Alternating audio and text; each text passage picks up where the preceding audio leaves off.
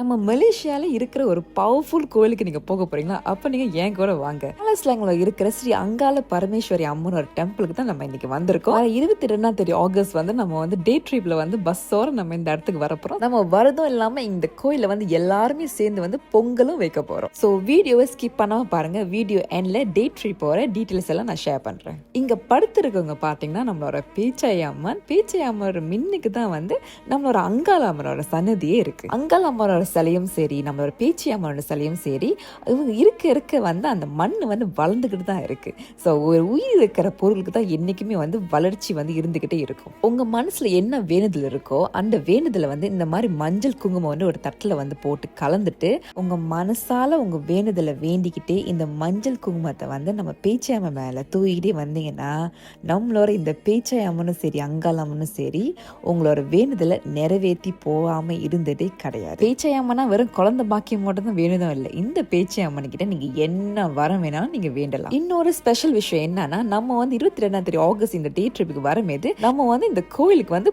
பொங்கல் வைக்க போறோம். ஸோ யாரெல்லாம் இந்த கோயிலுக்கு பொங்கல் எங்க கூட சேர்ந்து வைக்க போறீங்களோ ஸோ கண்டிப்பா எனக்கு பிஎம் பண்ணிட்டு உங்க சீட்டை இப்பவே புக் பண்ணிக்கோங்க. எங்களோட சேர்ந்து நீங்களும் பேச்சி அம்மன் ஸ்ரீ அங்காள பரமேஸ்வரி அம்மனோட ஸ்தலத்துக்கு உங்க தரிசனத்தை குடும்பத்தோட பெற்றுக்கொள்ளுங்க. நன்றி.